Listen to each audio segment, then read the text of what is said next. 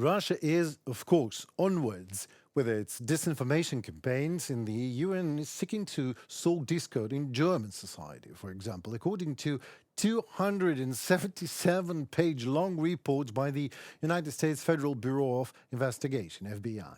It presents numerous Russian documents describing plans to win the hearts and minds of Europeans, end of quote, as Politico puts it. For example, according to the protocols of Russia's social projection agency, whatever that means, Moscow seeks to discredit the US and NATO in Germany, undermine its resolve to support Ukraine and convince Germans of the ineffectiveness of sanctions policy, end of quote.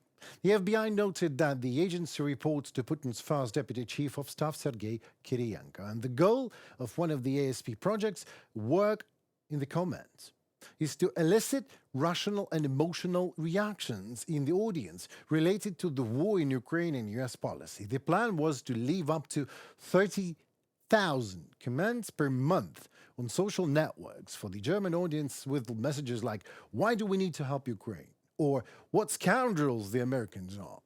Another document obtained by the German publication T-Online states that Russia, by all means, supports the right-wing populist party Alternative for Germany, creating the image of martyrs who suffer for democracy and the national interests of Germany. Also, what Russia does is movies. And the world watches it thanks to Venice Film Festival that features propaganda film Russians at war shot in, why am I not surprised, occupied Ukraine.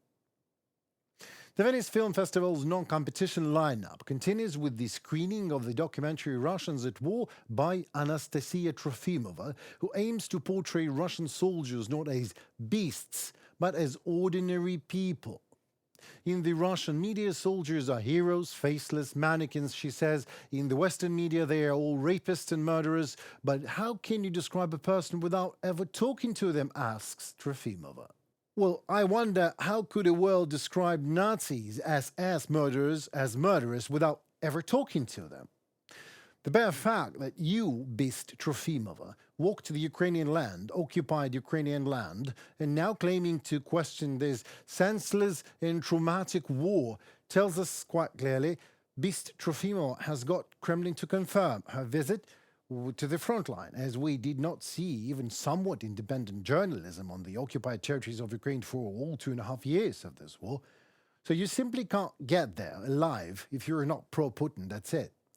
Anastasia Trofimova used to work for Russia Today, what a coincidence, for a long time. So no questions to her. All my whys go to the Venice Film Festival.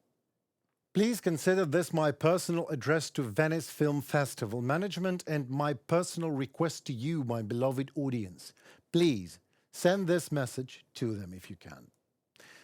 Venice Film Festival might strike an artistic pose and say they never knew that director Trofimova was, is, and always will remain the Kremlin's propaganda tool.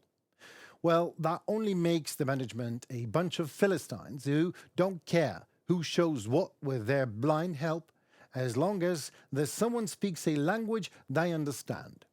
That is the language of tearful condolences to the aggressor, the Kremlin, whose soldiers are trampling Ukrainian soil, while its filmmakers are making films that aim at inducing sympathy and understanding for the soldiers of the Russian Reich. Well, to get rid of the veneer of cheap Kremlin gilding, one should just watch the news on Ukrainian television. Not on the politics or frontline statistics, no, but on children's death toll in Ukraine, murdered by Russian missiles daily.